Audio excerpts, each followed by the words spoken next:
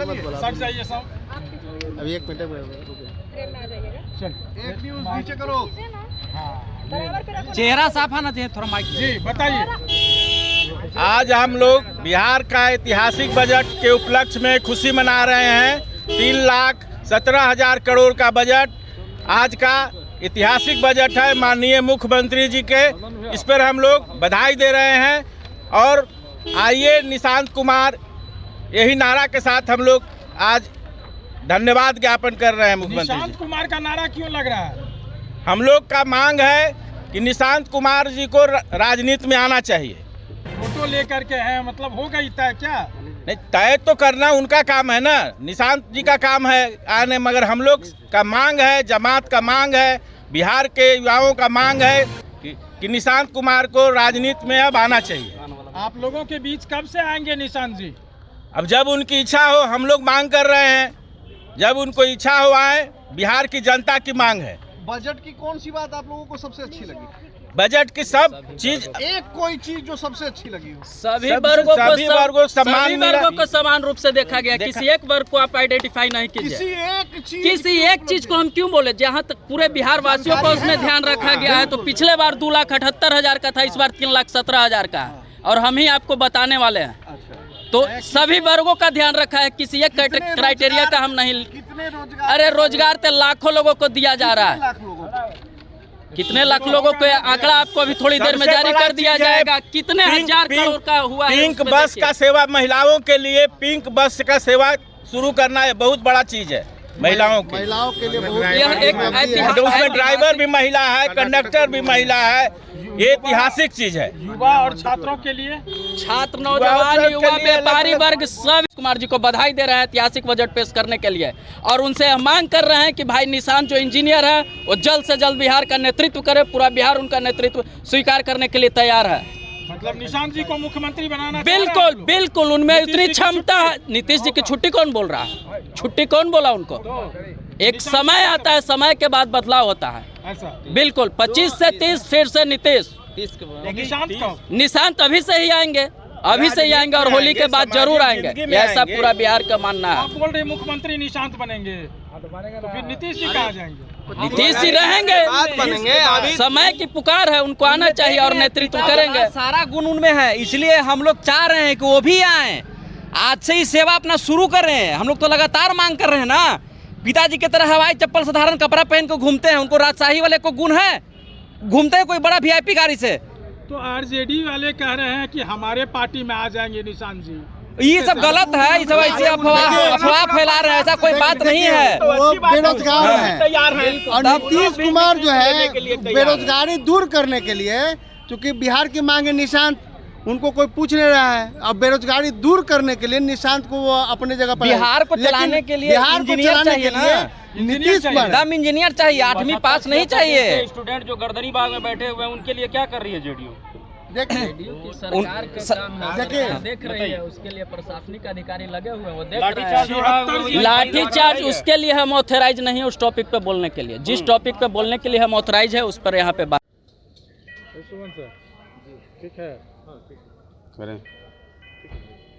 जी sir, आज बैठक थी अपने। देखिए, अभी हमारे दल के विधानमंडल दल की बैठक हुई, जिसकी अध्यक्षता डॉक्टर संतोष कुमार सुमन जी ने किया, हमारे पार्टी के राष्ट्रीय अध्यक्ष और बिहार सरकार के कबीना मंत्री, और सारे विधायक उसमें मौजूद हैं।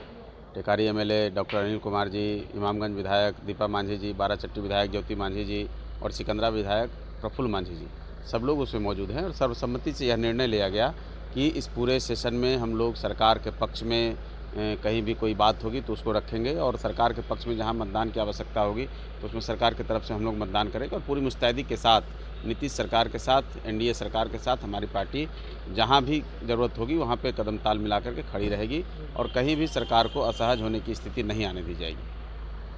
आज लगभग 3,17,000 करोड़ का जो है बजट जो है बिहार सरकार ने पेश किया है। विपक्ष कह रहा है कि ये बना बनाया बजट है, पिछले वर्ष भी ऐसा ही कुछ बजट था।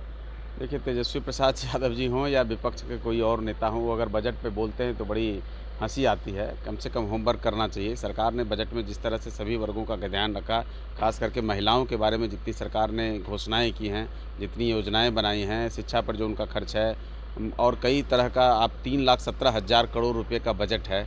ज़रा उनको पूछिए कि इसी बिहार में जब रसातल में पहुंचा दिया था तब बजट बिहार का क्या होता था, क्या आंकड़े थे। तो उससे तो सरकार ने लगा रहे हैं कि ये बजट सिर्फ और सिर्फ चुनाव को लेकर के रखा गया।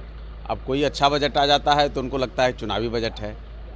तो हम तो कहेंगे ऐसे चुनाव हर साल आ जाएं ताकि हमारा बजट और ज़्यादा मजबूत हो जाए। उनको कहिए कि इस गुमानी से बाहर निकलें और जो लिख के देते हैं 2-4 लोग जो बोलते हैं उससे थोड़ा सा बाहर आ जाएं, थोड़ा सा उस पर होमवर्क कर लें, उसको चीज़ों को समझ लें, पढ़ लें और उसके बाद समीक्षा के आधार पर बोलेंगे तो जनता उनको ज़्यादा सीरियस लेगी। लेकिन केवल विरोध के लिए विरोध में बोलना, हर बात का विरोध करना, ये नॉन सीरियस पॉलिटिक्स जो है इस देश में अब चलने वाला नहीं है। इस राज्य में तो कई वर्षों से नहीं चल रहा है। ऐसे ही नॉन सीरियस पॉलिटिक्स उनके पिताजी करते थे। जनता जब कोई सवाल करती थी, मीडिया जब कोई सवाल करता था तो उसी तरह से हंसी में उड़ा देते थे और केवल अलग तरह की बात करते थे। जब जब वो सत्ता में आते हैं तब वो अलग पाठ पढ़ने लगते हैं।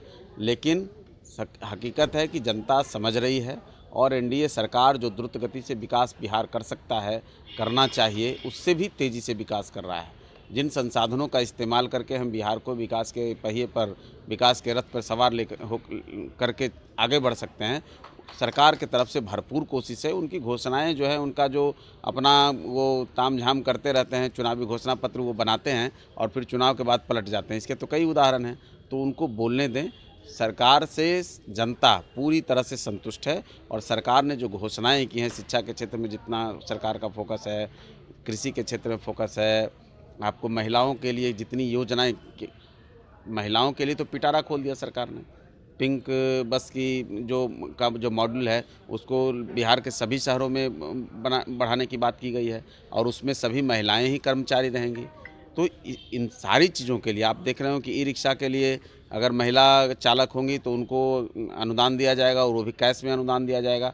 तो कई तरह से सरकार ने सबको संरक्षित करने का काम, आगे बढ़ाने का काम किया है और महिलाओं के लिए सरकार की जो योजनाएं बरसों से चली आ रही हैं उनको और आगे बढ़ाया। तो महिला सशक्तिकरण का तो सबसे सशक्त उदाहरण बिहार है।